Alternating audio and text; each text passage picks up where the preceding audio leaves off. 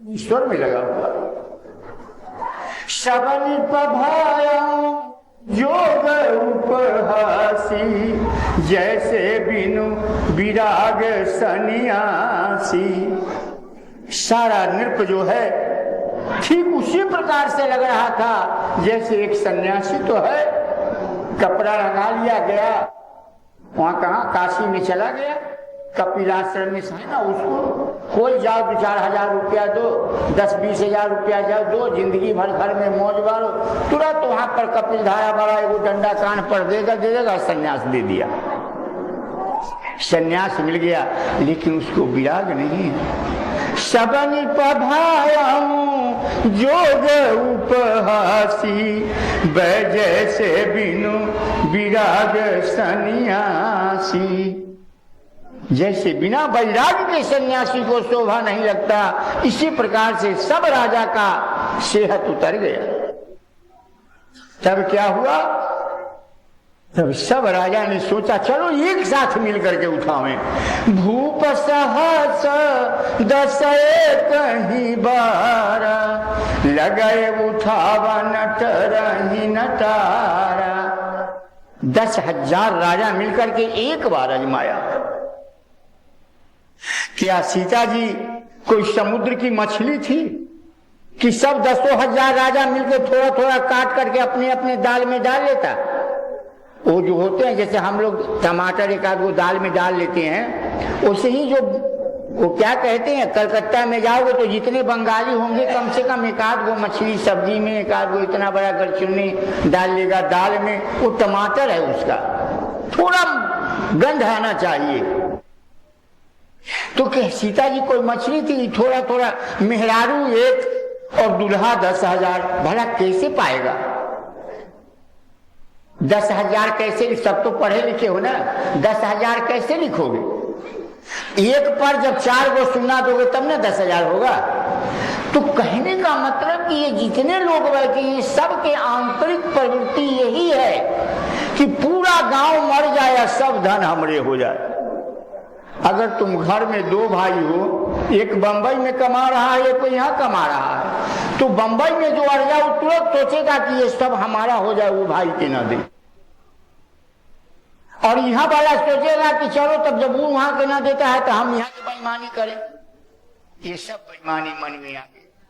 अब तुम कहो कि हम भगवान को पाएंगे, हम कथा न कथा का बाप सुना दे, तू कैसे भगवान को पाएगा? तुम्हारे मन में तो बेईमानी है, भगवान कहीं बेईमानी से मिलते हैं? भगवान के लिए तो अंतःकरण स्वच्छ होना चाहिए, स्वभाव में परिवर्तन होना चाहिए, उसको भगवान मिलते हैं ना। तुमको भगवान कैसे मिले? इसलिए यही 10,000 का प्रवृत्ति है कि केवल तो इसलिए वो सोचता है कि अगर ये धनुष टूट जाएगा तो एक हम रहेंगे और इस सबको शून्य कर देंगे, मतलब सबको समाप्त कर देंगे। यही 10,000 राजा, अर्थात हमारी ही 10 इंद्रियां की जो हजारों विषय में प्रवृत्तियां हैं, यही 10,000 राजा है।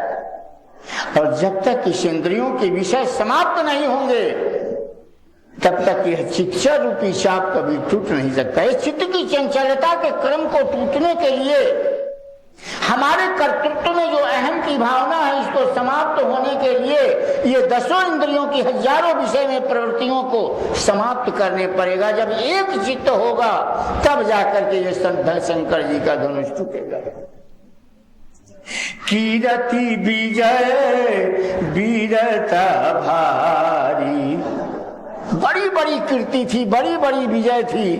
कीरति बड़ी वीरता भारी, चले चाप कर बर बसहारी। ये राजा क्या है? अरे बंबई में इसको 10 को फ्लैट है, 20 को गाड़ी चल रही है, फलाना है, चिलाना है, लेकिन इस शंकर जी के धनुष को ये तोड़ नहीं सके। अंत में बेचारे खाली खाली चले जाए। इनके बस का ये शंकर जी का धनुष नहीं है। क्या होता है? गोस्वामी राजा जनक जब इस अवस्था को देखते हैं तो क्रोधित हो जाते हैं, कहते हैं बस बस करो अब। मैं जान लिया कि ये पृथ्वी वीरों से विहीन हो चुकी है। सुकृति जाऊं जो पाना परिहरऊं, कुंवरी कुंवार रहूं का करऊं। अगर अपनी प्रतिज्ञा को तोड़ दूं तो जन्म जन्मांतर की हमारी सुकृति चली जाएगी, हमारे बाप दादा के सिर पर कालिमा लग जाएगी। इसलिए जो जन त्यों बिनु भट भूमि भाई, तो पन करी करत्यों न हसाई।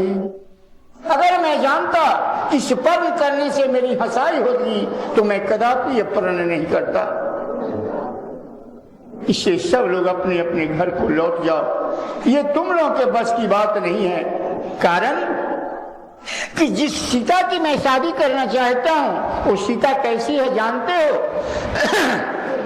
कुंवरी मनोहर विजय बर, कीरति अति कमनी, पावनिहार बिरंची जनु, रचौन धनु दमनी। ये कुंवरी बड़ा मनोहर है। ये भक्ति जो है ना